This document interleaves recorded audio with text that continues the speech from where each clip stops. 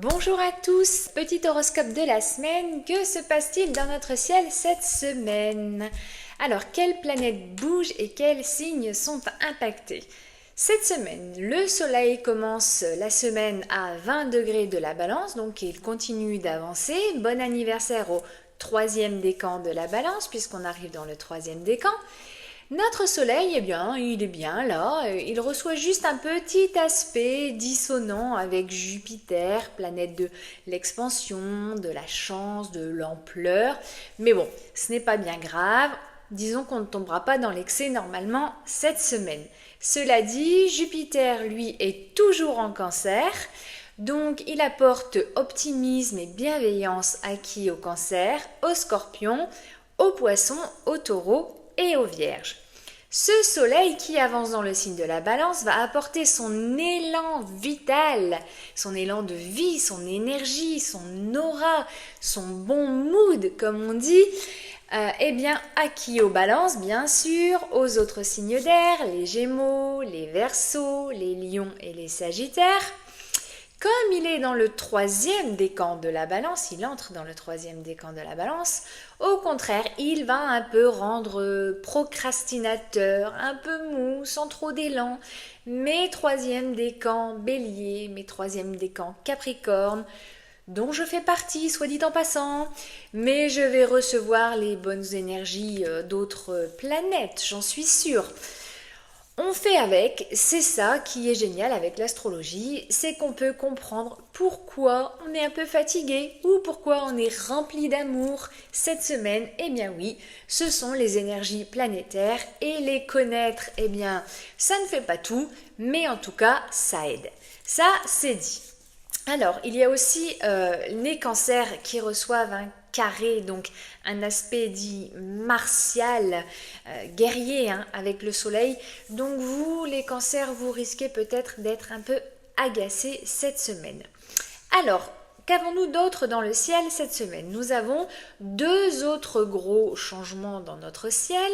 Nous avons Vénus, planète de l'amour, du charme, du charnel, du relationnel, des relations, quelles qu'elles soient, les relations avec les autres, mais Vénus vient aussi nous parler des relations avec nous-mêmes.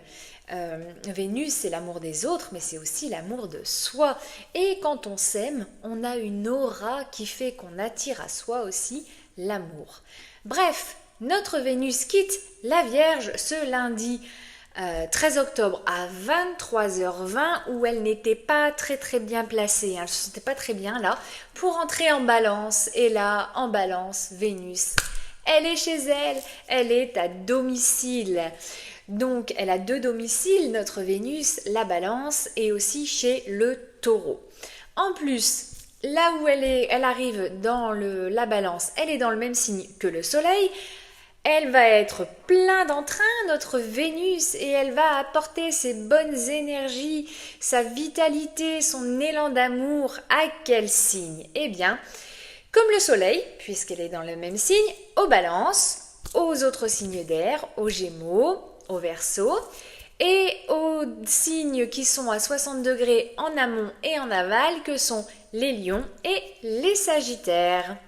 Donc pour vous, 5. La condition affective, les connexions humaines, le savoir-être, les facilités relationnelles, c'est le bon moment pour chercher l'apaisement et le lien aux autres.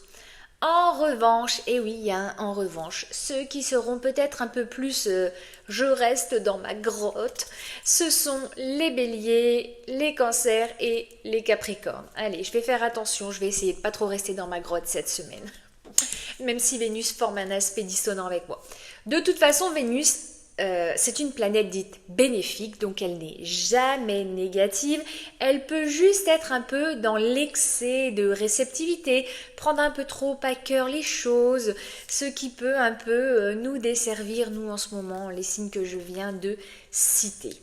Ensuite, on a toujours Mars, notre planète de l'action, de la force, de la volonté, mais aussi de la guerre, Mars. Il est chez lui, toujours en domicile, en Scorpion, donc il est d'une ténacité, d'une détermination à toute épreuve, accompagné de qui? Mercure, bien sûr, notre planète de la communication, qui est aussi, lui, à 10 degrés. Mars est à 14 degrés du Scorpion et Mercure à 10 degrés, mais il va bientôt le rejoindre. Donc les deux sont dans le Scorpion.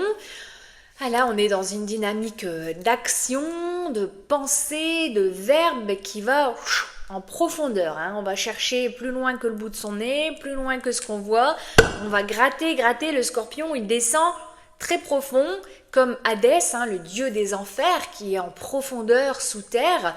Et ces deux planètes ensemble, eh bien, en Scorpion, ça confère une capacité à analyser les situations avec une intelligence mais très intuitive et très émotionnelle qu'on a rarement. Le seul bémol, c'est qu'ils peuvent s'entêter au sens propre comme au sens figuré du terme. Et puis le Scorpion, il pique. Alors il pique physiquement, comme verbalement, puisqu'on a Mercure aussi. Donc il va au contact et il impacte. Ces deux planètes donnent leur énergie plus piquante. À qui? Eh bien, au Scorpion, forcément, elles sont chez lui, au Poisson et au Cancer, mais aussi au Capricorne et aux Vierges. Mercure, c'est votre planète, les Vierges. Donc, ces signes, vous ne manquerez pas de volonté cette semaine, et de la volonté tenace. Le deuxième gros changement de cette semaine, c'est Pluton. Pluton, il repart en marche directe mardi. Il est en tout début du signe du Verseau, à 1 degré je ne sais plus combien. Donc Pluton, planète de la transformation, du changement. Mais attention, Pluton ne parle pas de petits changements. Pluton, c'est le phénix qui renaît de ses cendres. Pluton, il passe, il brûle tout sur son passage, ou il rase tout, et il reconstruit quand même, et en mieux. Donc ça pique, ça brûle, ça fait mal, mais au final, il fallait le faire et c'est bien. Bon, quand il est dans le premier décan Verseau, eh bien, il vient donner des envies de bouleversement, de changement. Eh bien, au premier décan Verseau, au premier décan Lion, au premier décan Taureau et au premier décan Scorpion. Alors vous quatre, vous êtes vraiment dans la ligne de mire de Pluton. Pluton, lui aussi, il est en analogie avec Hadès, dieu des enfers. Alors il peut avoir des envies, des besoins de vérité profonde, de mutation intérieure. Alors ça avait pu commencer il y a quelques mois, puis se taire un peu là pendant quelques semaines, puisque Pluton était passé rétrograde. C'est un peu comme un mode veille, un petit peu le mode rétrograde.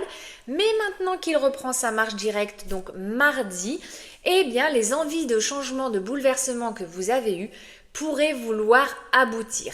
Donc les signes que je viens de citer, premier décan Verseau, Scorpion, Poisson, Lion et Taureau, si vous avez, ou même si vous avez des planètes qui sont placées à cet endroit, tout début du Verseau, ne prenez pas de décisions trop radicales et trop vives, trop vite.